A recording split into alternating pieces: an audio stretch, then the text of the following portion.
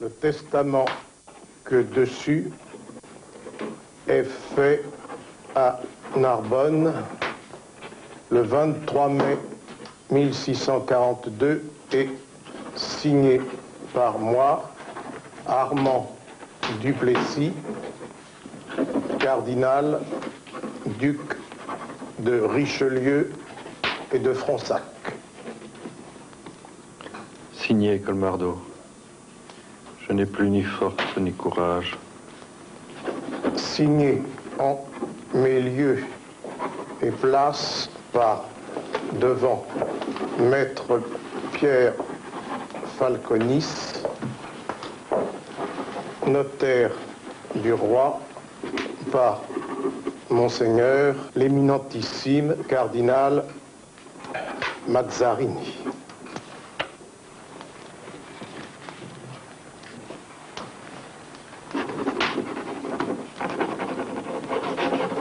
L'éminence donne la preuve que le Saint-Père est infaillible. Car il m'a dit le premier mot de sa seigneurie, le cardinal-duc, sera non. Le dernier aussi. Mantoue restera français. Et je tiendrai Casale qui commande l'Italie du Nord. Et j'étrayerai votre duc de Savoie qui me marchande le passage de ses précipices. Et qui me maquignonne avec l'Espagne au cul de mon cheval. Et puisqu'on me dit aussi que vous êtes le négociateur du Saint-Père... Oh, monseigneur, la neutralité du très Saint-Père est éblouissante. Grâce à vos discours, mais peu sûr. Non, pas de paix. Parleriez-vous 20 ans que je ne céderai pas.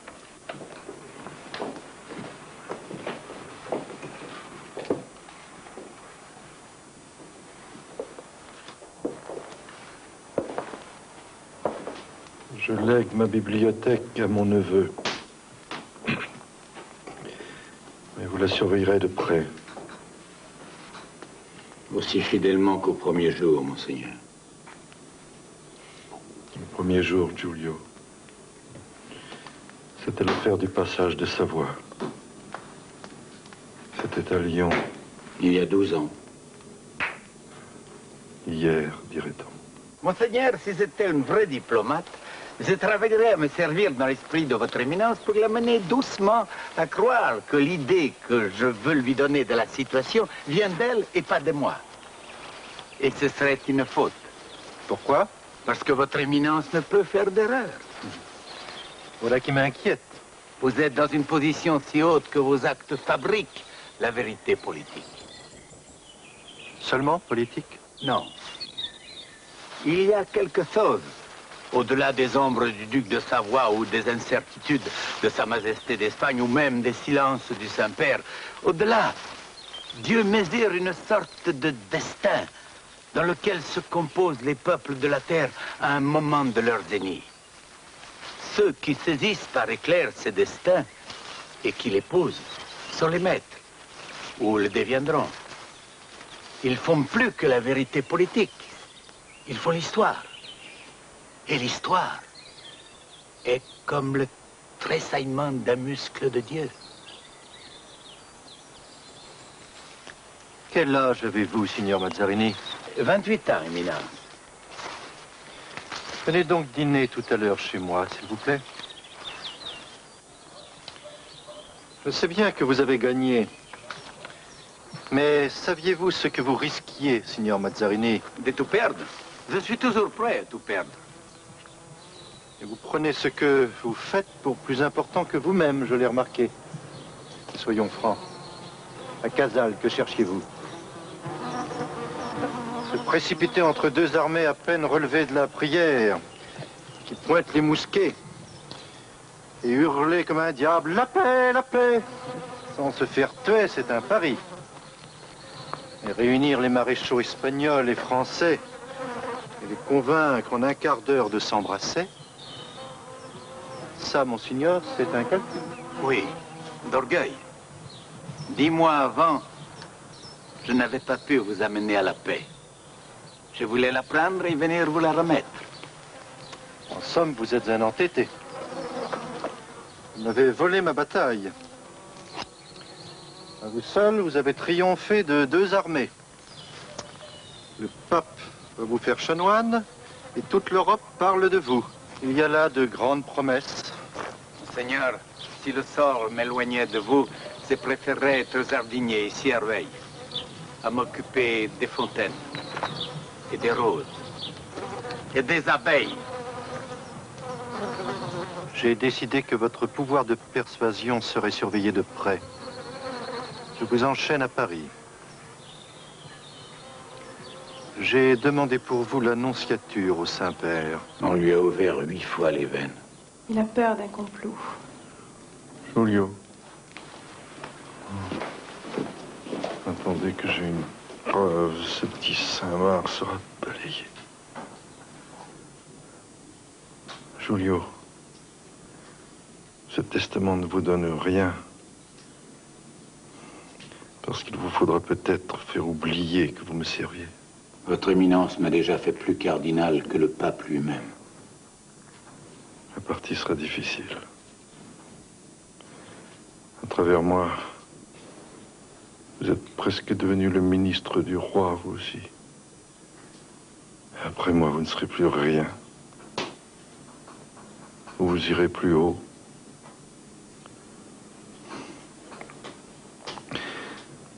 Si, comme je le pense, Bouillon est de ce complot, ce sera l'occasion de lui prendre Sedan. J'en ai besoin pour être libre vers l'Alsace. N'oubliez pas, l'Alsace doit être au roi un jour, jusqu'à la dernière ville. Pensez beaucoup aux personnes, Colmardo. Moi, je pense aux villes. Aux villes.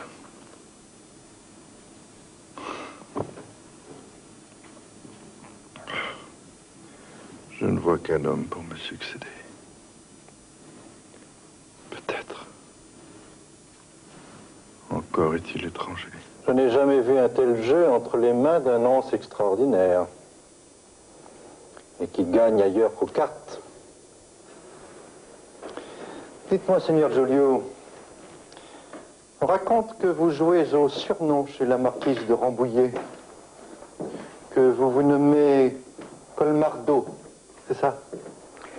Monseigneur, aux œufs de Rambouillet, la difficulté pour un nonce est d'avoir le rôle de berger. On m'a demandé qui pouvait être berger chez les moines. C'est le plus humble. Celui qui fait tout, celui qui coupe les choux pour les tables, les frères Colmardo, pour vous servir, Monseigneur, aussi besogneux qu'un berger dans l'église. Dans l'église? Mais vous n'êtes pas prêtre, Seigneur Colmardo. On m'a dit que pour devenir chanoine, la tonsure... Un simulacre, Monseigneur, des ciseaux en taillant le vide. Je suis un simulacre de nonce qui n'a pas été ordonné prêtre. Un simulacre d'italien, puisque me voilà plus français que romain. Je parle également mal un simulacre de plusieurs langues, même ma langue maternelle. Je suis un simulacre d'homme de guerre qui déteste le sang versé. Je finirai par être quelque part un simulacre de diplomate ou de petit ministre dans un simulacre de petit État. Pourquoi pas simulacre de cardinal? Il n'est pas besoin d'être prêtre pour être prince de l'Église. Je réfléchissais l'autre jour avec mon vieux père Joseph. Vous savez convaincre, Giulio. Moi, j'aime vaincre. J'aurais besoin d'un négociateur comme vous pour mener les pourparlers avec le Habsbourg d'Autriche qui va nous déclarer la guerre. Il y faudrait ma fermeté et votre souplesse. Le Saint-Père m'accuse déjà de trop de salaire à servir la France. Je sais. À vous dire vrai, j'ai peur que les Espagnols obtiennent votre rappel à Rome.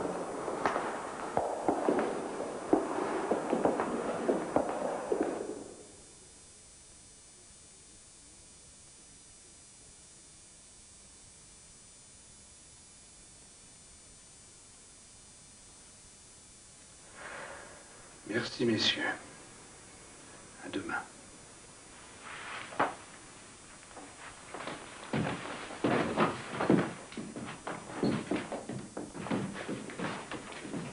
Voilà nos 3 ministres du conseil privé. 3 beaux renards, solide appétit. Sur qui pariez-vous? Chavigny? Le vieux de Noyer? Ou l'Italien? Chavigny. Je suis inquiet. Le roi m'en veut, c'est évident. Chavigny lui aura soufflé que l'idée d'une régence de la reine après sa mort venait de vous. De moi? Je sais trop que Sa Majesté déteste la reine.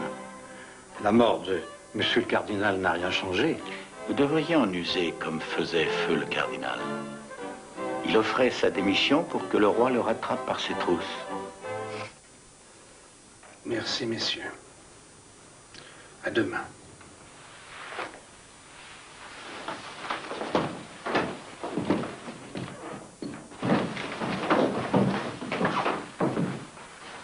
Monsieur de Noyer a eu l'idée étrange d'offrir sa démission. Et le roi qui n'attendait que cela. Maintenant, qui va manger l'autre? Monsieur Voiture en ferait une fable. À la mode cynique. Je m'efforcerai d'y suffire seul, sire.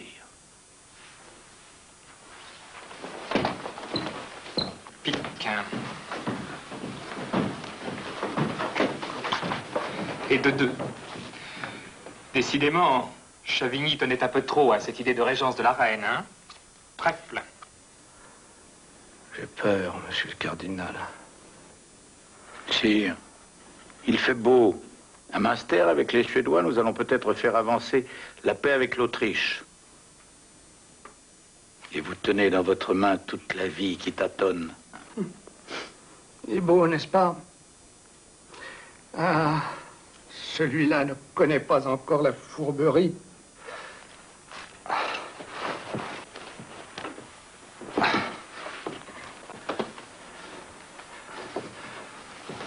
J'ai peur, non pas de la mort qui approche, mais qu'après moi tous se ruent sur l'héritage.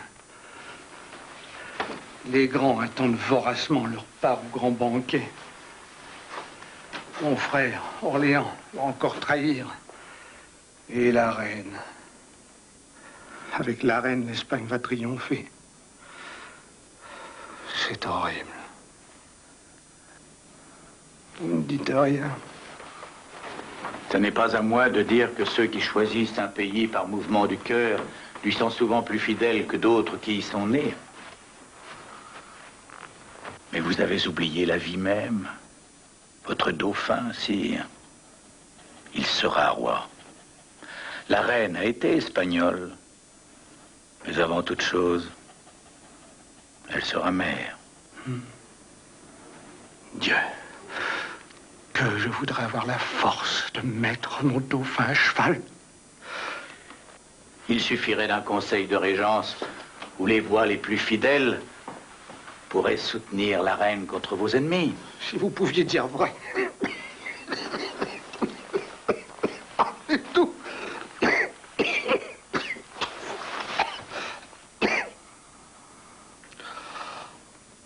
Monsieur le cardinal avait une lourde rigueur.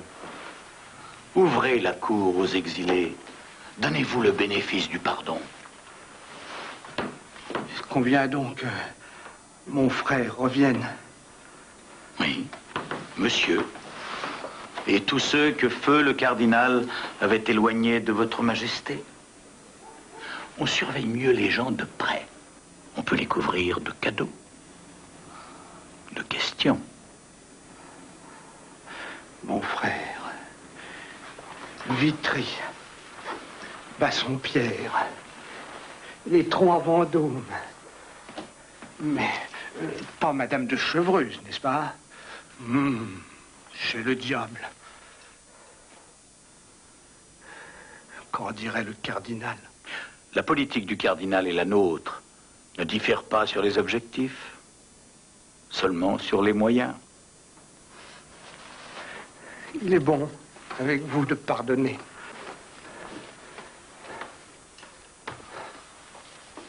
Si ce pauvre monsieur de Saint-Mars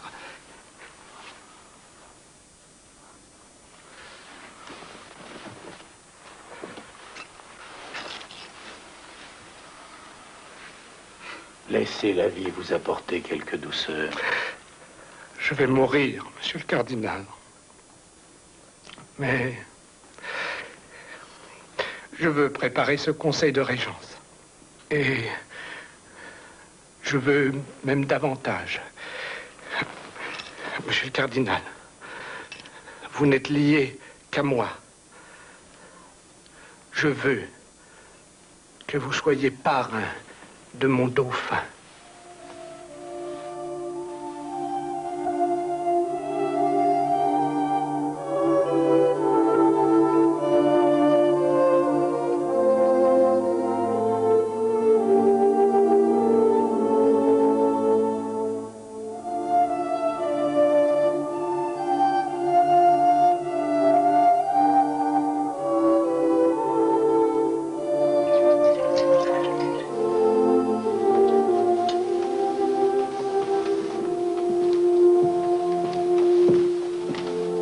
Autant l'autre était mon ennemi, autant pour celui-là, j'hésite. Il est peut-être sincère, tu sais, Marthe. Je l'ai vu en rêve. Madame, vous rêvez à monsieur le cardinal qui vous demande audience secrète. Et l'astrologue me dit que je suis sous un signe de rouge. Monsieur le cardinal! Le voilà. Mon petit roi, chéri, s'il vous plaît, posez la brosse et saluez bien monsieur le cardinal. Bonjour, monsieur le cardinal. Monsieur le cardinal, vous aviez souhaité que cette rencontre fût très privée. Je vous en donne le lieu, en attendant que vous m'en donniez les motifs. Madame, je dois remercier d'abord votre majesté, qui m'accorde un plaisir encore plus grand que celui de voir la reine. C'est celui de voir ensemble la reine et monseigneur le dauphin. C'est d'ailleurs à tous deux que s'adresse ma demande. Le roi m'a fait un honneur insigne. Il m'a choisi comme votre parrain, monseigneur. Ce choix me comble. Mais il ne me comblera jusqu'au fond du cœur que si votre majesté elle-même l'approuvait. Mon avis n'a jamais compté beaucoup auprès du roi, Éminence. Le roi désigne le parrain du dauphin. La reine choisit le parrain de son fils. Votre robe m'assure que le roi a pris là une décision pieuse. Non, c'est une décision politique, madame. Le roi a songé que je ne suis lié ni à son frère, le duc d'Orléans, ni à vous-même. Et que vous êtes fidèle au souvenir de feu monsieur de Richelieu? Oui, au grand dessein du cardinal pour le royaume, mais les chemins peuvent différer. Dieu m'a permis d'en convaincre le roi lorsqu'il a rappelé d'exil tous ceux qui s'étaient rebellés. Soyez-en remerciés. Avec ce pardon, vous avez aidé le roi à préparer son salut. Madame, Sa Majesté est bien faible, bien malade. Elle a surtout souci qu'après elle, son successeur soit entouré. Je sais. Elle a surtout souci que je ne sois pas seule régente. Monsieur de Chavigny avait su persuader Sa Majesté de la nécessité d'un conseil auprès de vous. Mais l'important n'est pas que ce conseil existe dans le testament. Ni que monsieur, frère du roi, préside ce conseil? Vous y auriez aussi des serviteurs. L'important, madame, c'est de rejeter dans le passé tout ce qui fut discorde ou différent. De n'avoir plus qu'une volonté, un amour unique pour assurer le règne de cet enfant. Le temps vient de grands basculements. Un jour, l'Europe entière peut obéir à ce royaume. En attendant, le conseil de régence obéira à monsieur contre moi. Si Dieu exigeait que le roi meure, ce conseil... Ce conseil? Rien n'est plus fragile que ces testaments. Lorsqu'un parlement les prend dans ses mains, il se casse. Quand le roi mourra, sa volonté risque de mourir avec lui. Et celui qui l'a fait parrain de son dauphin disparaîtra tout le premier, si vous le souhaitez. L'Italie a des retraites lointaines. Vous n'y êtes pas encore, monsieur le cardinal. Madame, j'y aurai comme le plus précieux de mes biens l'amour que je porte à servir la famille royale.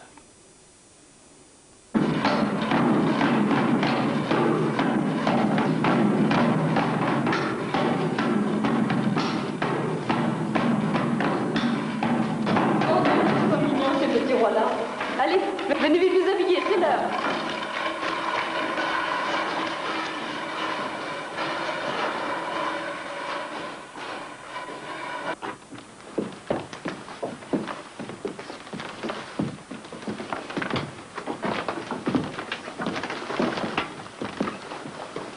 Sire, mon frère, voici un dauphin que le baptême a fait renoncer à Satan et remettre à Dieu.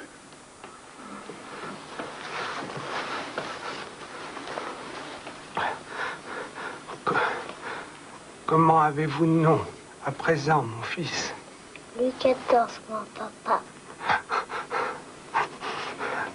Pas encore, mon fils. Pas encore. Mais ce sera peut-être pour bientôt.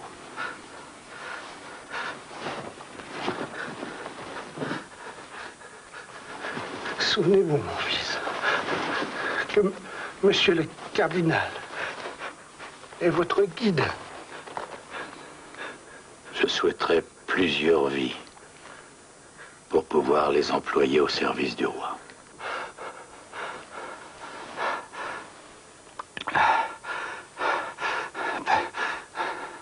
Les forces me manquent pour aller laver les pieds des pauvres. Vincent de Paul. Je veux que mon dauphin m'y remplace.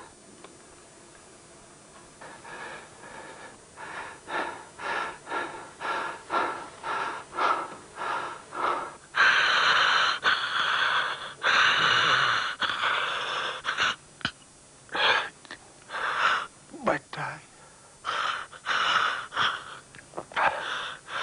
Drapeau.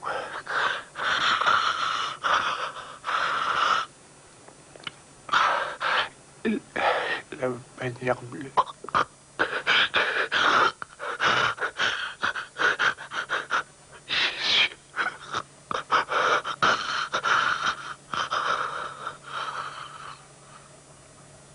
Le roi est mort!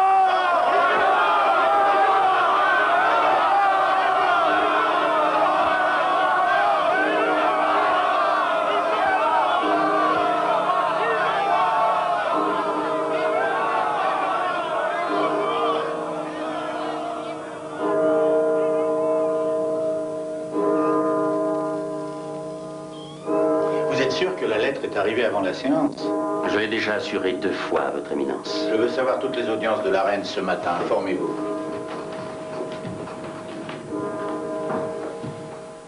Vous êtes inquiet, monseigneur? Sœur, j'ai pris un fichu risque. J'ai envoyé à la reine ma démission du conseil de régence. Mais le Parlement vient de casser le testament. Il n'y a plus de conseil. Justement, j'ai écrit avant. Ma lettre était faite pour que la reine voie qu'à mes yeux, elle était la seule reine, quoi que puisse dire le Parlement. Pour le reste... Peut-on espérer que la reine... C'est une femme. Et même une très belle femme. Jure, le vrai roi sera le futur ministre. Ah, j'ai eu si peu de temps pour convaincre. Père Vincent de Paul.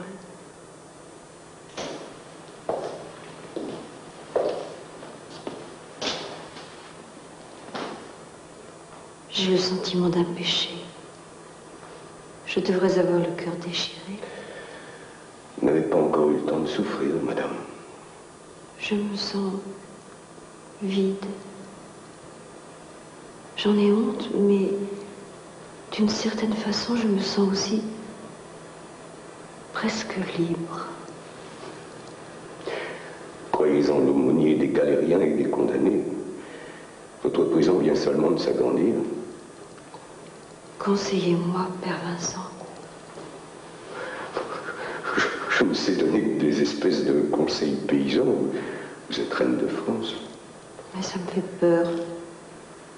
Je suis toute seule avec cet enfant. Je crois que votre royaume doit passer avant toute chose, en vous-même, avant votre ancienne famille d'Espagne, avant vos amitiés et vos désirs. Parce que votre royaume, c'est pas un dessin sur une carte, c'est des millions de gens dont vous avez la charge. On voit le deuxième conseil.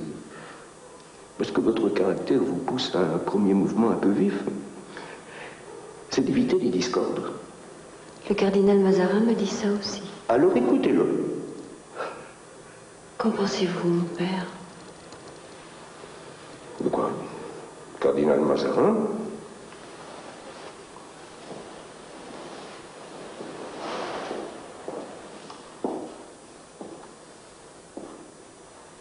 J'ai demandé conseil. Le confident de Monsieur de Buckingham, Lord Montaigu, des gens honnêtes, me disent que le cardinal n'appartient ni aux grands, ni à la noblesse, ni au Parlement, ni même à l'Église, puisqu'il est seulement dignitaire. Il n'existerait en toute chose qu'autant que la royauté le voudrait bien. Moi, j'entends pas grand-chose à tous ces détours politiques.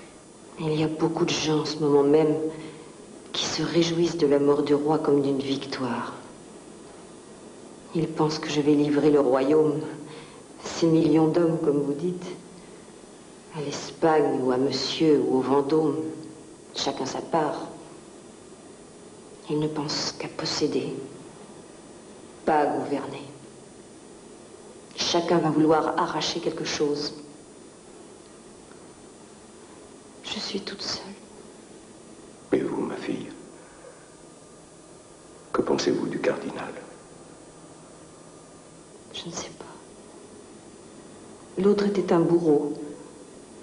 Mais lui m'a l'air sans haine, aussi solitaire que moi.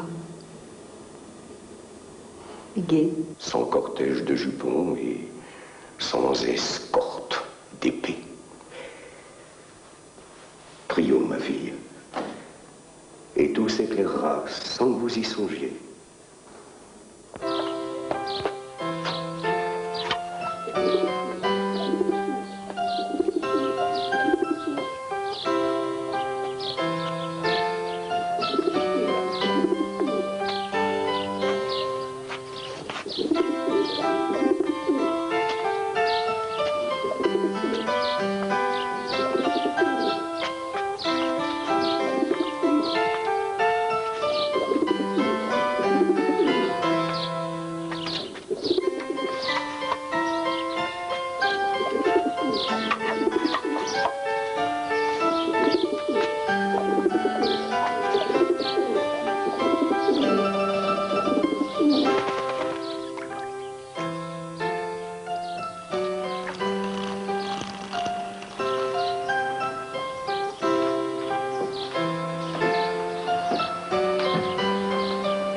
Rien d'ouvert, madame. Pas jusqu'aux funérailles.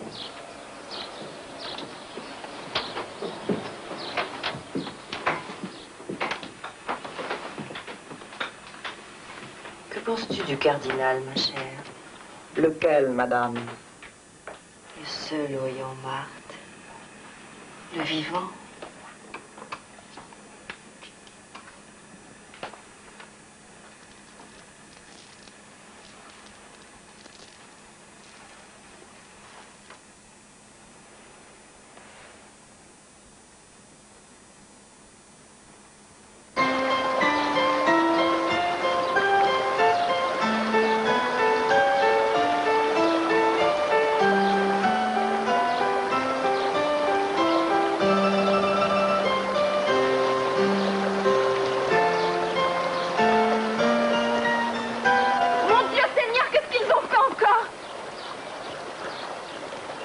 Il est enragé, ce petit roi-là, schizo. Mon Dieu, sire, mon Dieu!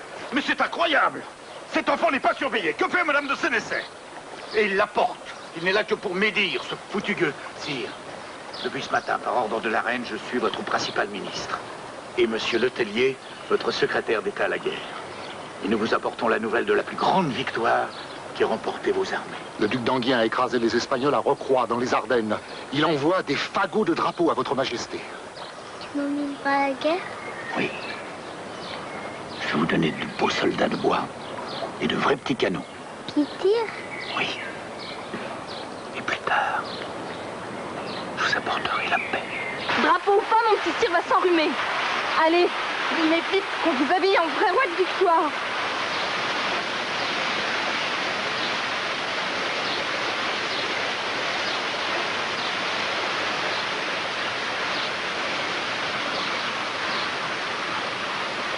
Tant de lauriers après 5 jours de règne, quel présage.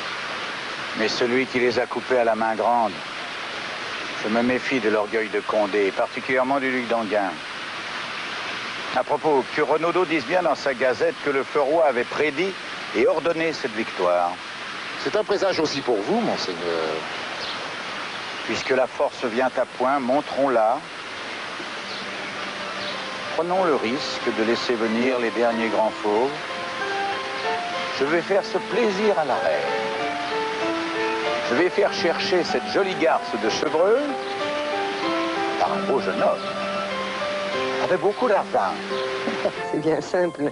Il suffisait que je prenne un mari pour qu'il meure et un amant pour que l'homme rouge le décapite. Cet amant-là était par bonheur un archevêque. Comme disait Brantôme du vieux Bassompierre, un vrai poireau, blanc de la tête et vert de la queue. J'avais tout ce que je voulais, rien qu'en lui laissant toucher ma cuisse sous la table. Si je vous racontais... Non, ma chère, vous ne me scandaliseriez plus. Allons, bon. Voilà qu'elle a des raisons m'est venue avec l'exil de vous dire ces bagatelles, maintenant que vous êtes reine.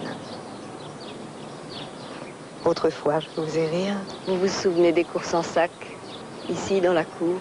Mon Dieu! Et le roi qui me haïssait de vous aimer. Il y a un siècle de cela, Marie.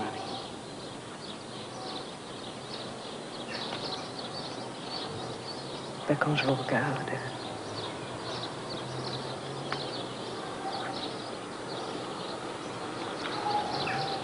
Vous avez toujours des seins admirables.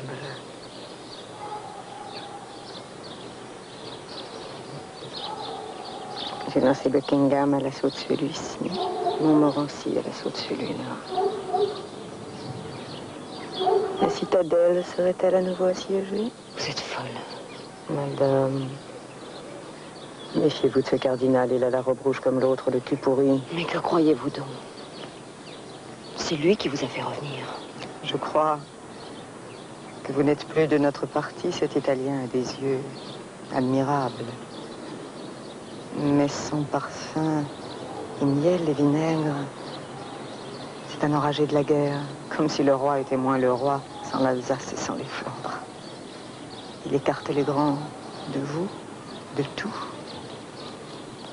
Il vous ensorcelle. Au point qu'on fait partout les mauvais discours que vous couchez ensemble. Vous vous trompez.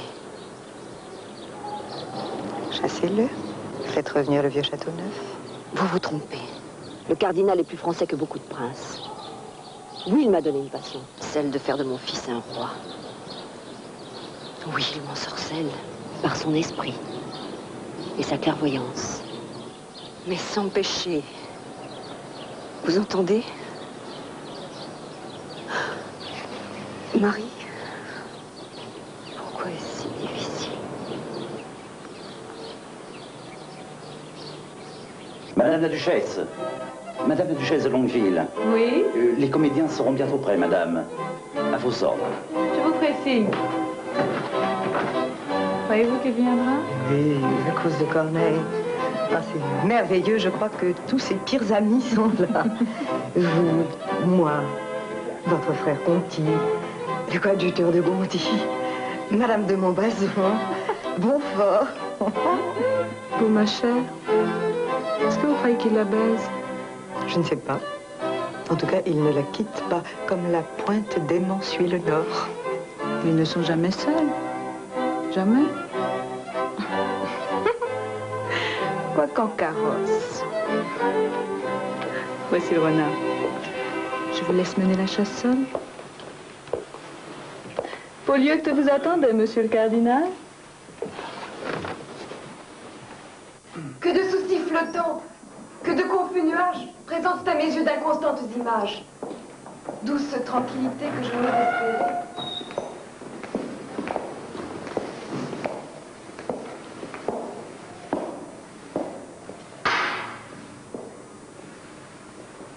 Laissons Polieu de briser ses idoles.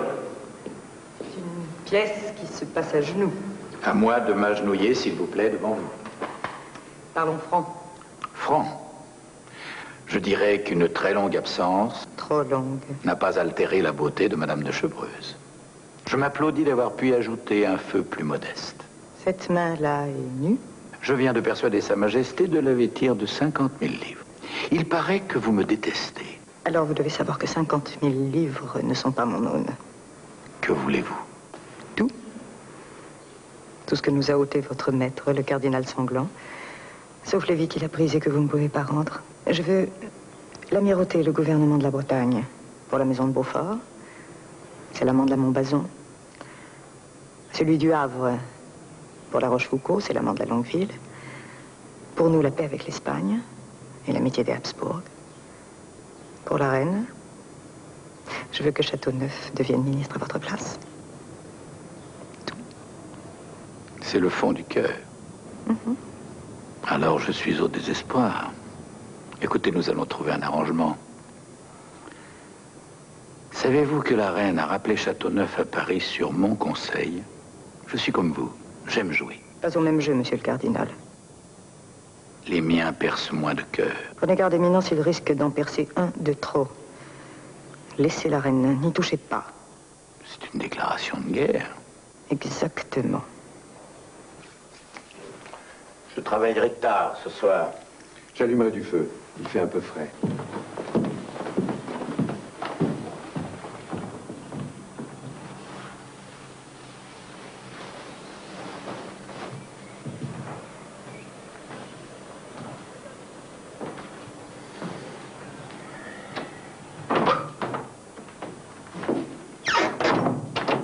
Il est parti? Oui, monsieur Bluet. Il est au cercle de la reine.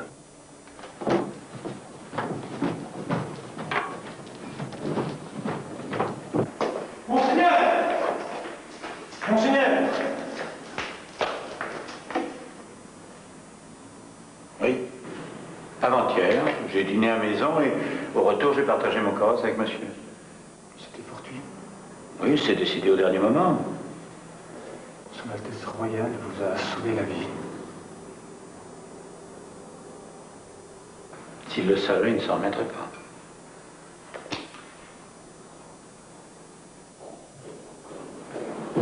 Attention.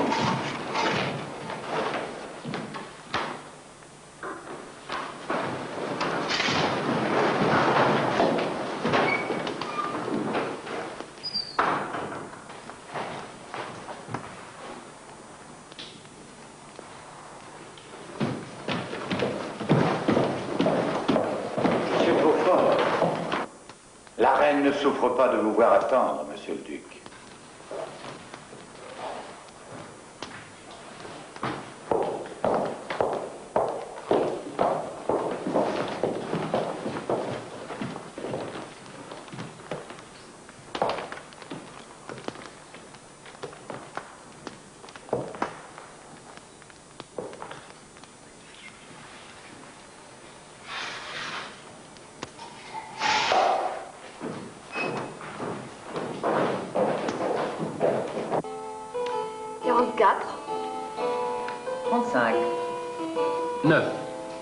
Au cas, la banque ramasse les mises. Je ne suis pas de force. J'arrête. Quel jeu. Vous m'avez gagné 50 pistoles. Je vous souhaite autant de chance sous les armes. Vous songez à partir en Flandre, je crois. Si la maison de Condé me laisse quelques victoires à prendre, madame, pour vous la donner. Je prierai pour que tout se passe pour vous comme je le souhaite.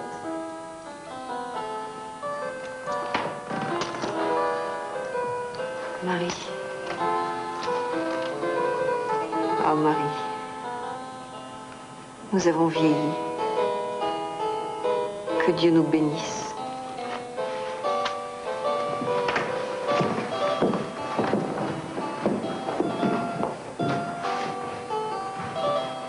Que s'est-il passé? Je ne comprends pas.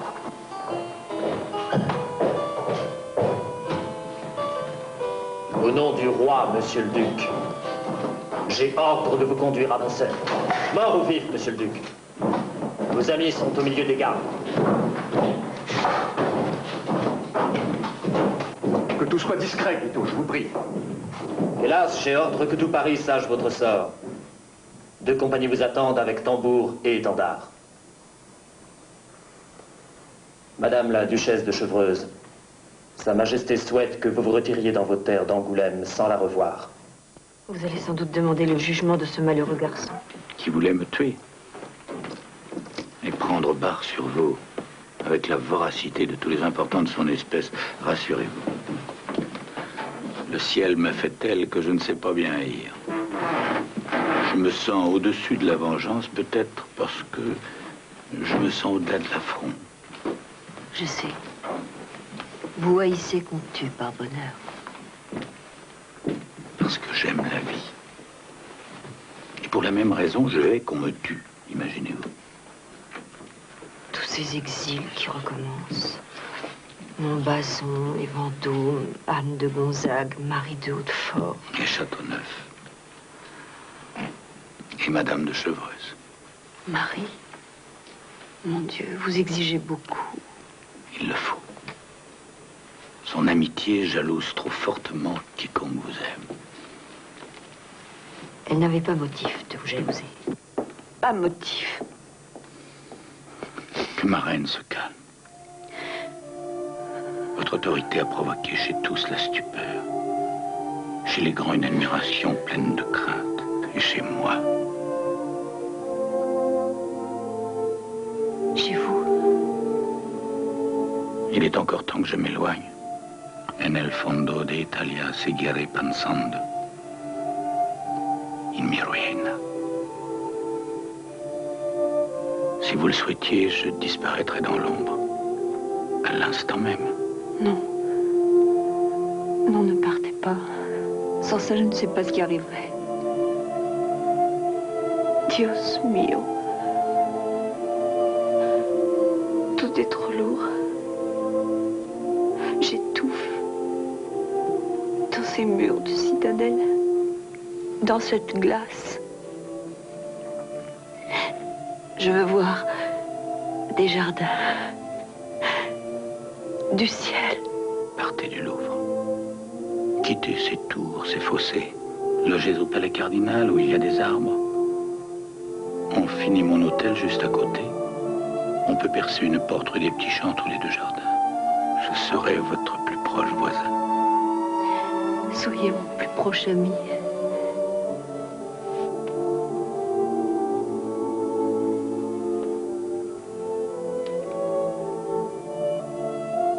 À jamais.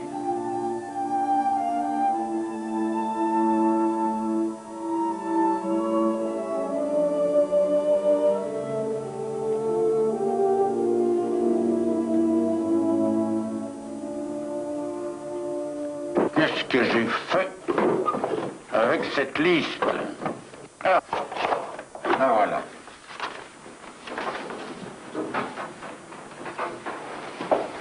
Monsieur de Lyon, Monsieur de Narbonne, Monsieur de Tours, Monsieur de Toulouse. Votre Éminence fait le compte des bourreaux?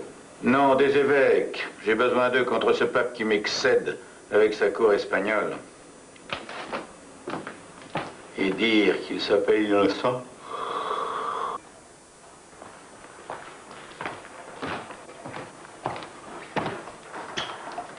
Il est bien tôt, monseigneur.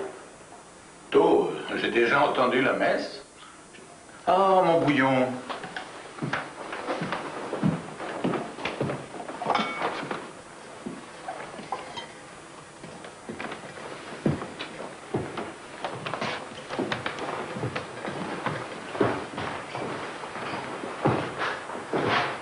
Naudé veut que j'achète la grande Bible de Gutenberg pour ma bibliothèque. Que peut-on vendre? Nous avons des tapisseries, du sucre du Portugal, un grand surplus d'ambre. Vendez. Je veux cette Bible. Voyez Hervard pour une lettre de crédit. Bien, monsieur. Le bateau? Je marchande. C'est une flûte qui s'appelle par un jeu du sort la Cardinale. Elle est armée à Brest pour la course.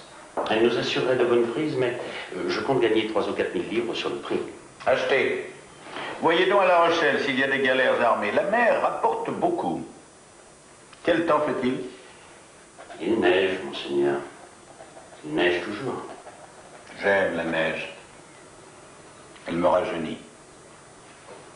Combien de lieues ai-je pu faire dans la neige entre Rome, Milan, Mantoue, par tous les chemins de brigands? J'ai dépouillé le courrier de Master. Où? Alors? Eh bien, M. Servien pense que les Pays-Bas traitent dans notre dos. La Suède veut de plus en plus de terre. Les pourparlers piétinent. Et il y a un rapport de M. de Lyon qui estime que nos alliés se dérobent. Oui, seuls nos adversaires sont sûrs, comme d'ordinaire. Ce matin, je regardais cette carte. Vous savez ce que je me disais, la victoire de Nordlingen n'a servi à rien. Et pas d'argent. Et de l'autre côté, il faut refaire la flotte de Méditerranée à cause de ce foutu pape. C'est un gouffre d'or. Le pape me coûte, la guerre me coûte, les grands me coûtent. Et le Parlement rechigne à enregistrer de nouveaux impôts. Je suis trop pauvre. Nous, monseigneur? Oh non, pas nous, non. À propos, vous avez le brevet de la Compagnie du Nord? Pour la pêche à la baleine, oui, monseigneur. Voici, monseigneur. C'est l'État qui est pauvre. Et le pays malheureux, je le sais. Encore un petit moment, jusqu'à ce que je gagne la guerre. Que le Parlement se taise juste un petit moment. Tu vois, Pharaon, j'ai ce royaume à tenir chaque matin comme je te tiens. Mais toi, tu es gras. Toi, tu ronronnes.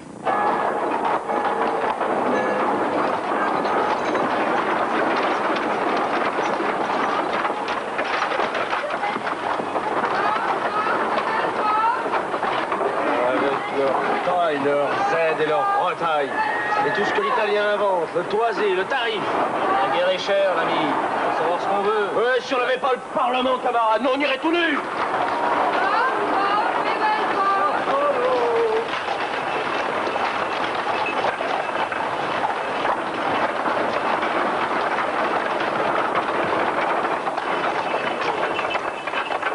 C'est des pommes d'hiver, ça? Elles l'ont payé, ce fameux tarif? Celle-là, elles l'ont payé, le tarif? Oh. Voilà une petite fillette qui est entrée à Parisot du Foin avec des petites sœurs. Et qui n'a pas payé la taxe? Non. Hein, ma fillette? Elle connaît pas Mazarin. Notre France est ruinée. Faute de ce cardinal, abréger les années, il est l'auteur du mal. Faut sonner le tocsin zin-zin pour pendre Mazarin.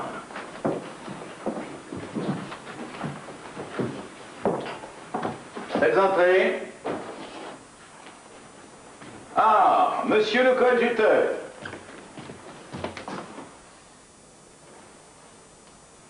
Je rends grâce à votre éminence de m'accueillir dans son privé. Mais c'est Paris qui entre ici tout entier avec vous, monsieur de Gondi. Hélas, monsieur le cardinal, en ce cas, je crains de traîner une mauvaise odeur. C'est la poudre qui se renifle ces derniers jours à Paris. Mais c'est parce que le vent de Flandre la porte. Je vous confie que nous sommes à la veille de grandes victoires. Mais savez-vous de qui l'Espagne attend son meilleur secours? Savez-vous quels sont nos plus sûrs ennemis? Les Français. Hélas, monsieur le cardinal, c'est qu'il pense ce que disait à la reine l'avocat général Talon. L'espérance de la paix et l'honneur des batailles gagnées ne peuvent nourrir ceux qui ne comptent pas les lauriers parmi les fruits ordinaires de la terre. Hélas, je sais traduire cette éloquence. Du pain d'abord, des canons plus tard, et surtout point de Mazarin. Hélas, monsieur le cardinal, il est vrai que le vent de Flandre risque de devenir vent de fronde. Pour peu que quelques génies de la sédition soufflent avec lui, hélas, je le sais bien. Hélas. Ah, vous regardez ma collection? À vrai dire, non, Si, je vous en prie. Ce sont toutes les dernières mazarinades. Vous connaissiez celle-ci? Ce foutu Sicilien ne vaut rien, il est bougre comme un chien. Elle en a sur ma parole dans le cul. Ne continuons pas, c'est injurieux pour la reine. Et celle-là, à chaque coup qu'il lui donne, il fait branler la couronne. C'est impayable. Ou plutôt non. Savez-vous ce que je fais? Je les fais saisir un peu partout par la prévôté, je les revends au libraire. D'ailleurs, le cours monte. 1000 écus le lot. Ça vous intéresse? Parlons plus sérieusement. On me dit que le Parlement gère le dossier des impôts, celui de la Paulette, s'il vous plaît. Supprimer le Parlement, voilà ce qu'il faudrait. Feu monsieur de Richelieu disait du Parlement, n'éveillez pas cette grosse bête. Ne comptez pas que j'aille la caresser. Et ce Broussel, savez-vous ce qu'il dit? Que le meilleur moyen de servir le roi est parfois de lui désobéir. Oh, lui et ses deux autres enragés, je les pendrai. Est-ce une profanation? Le Parlement est comme toute réunion d'hommes. On y trouve des hommes généreux qui compatissent à la souffrance des pauvres. C'est le président Mollet, on ne l'achète pas. Il y a les coquins riches, comme Talon, qui ne songent qu'à parvenir et qu'on pourrait adoucir, peut-être. Enfin, il y a les pires, les imbéciles. C'est Broussel. Et tous ont en commun qu'ils ne supportent pas qu'on chatouille leurs écus, ce que vous venez de faire avec la poulette.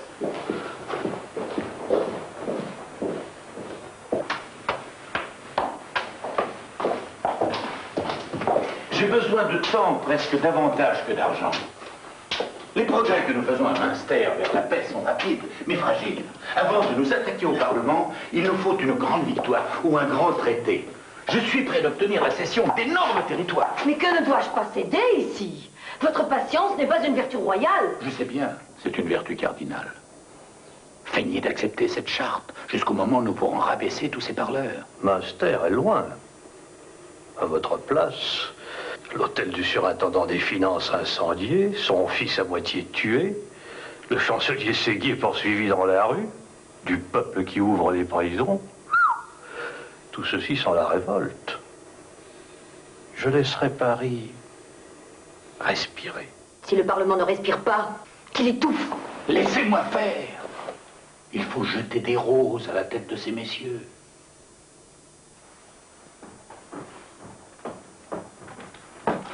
Madame? Oui. La victoire, madame. Sire, le prince de Condé vient de gagner une grande bataille à Lens contre l'armée espagnole. 500 officiers prisonniers, 120 drapeaux pris. Tout un train d'armée en butin. Des canons comme ceux que je vous ai donnés, encore plus gros. Et des ponts de bateaux. Comme sur la Seine? Plus grands, pour faire passer les chevaux. La chance, enfin. La providence. Nous reprenons force. Alors, maman, ces messieurs du Parlement seront bien fâchés? Plus encore que vous ne songez, Louis. Il est temps maintenant d'avoir d'autres vertus que la patience.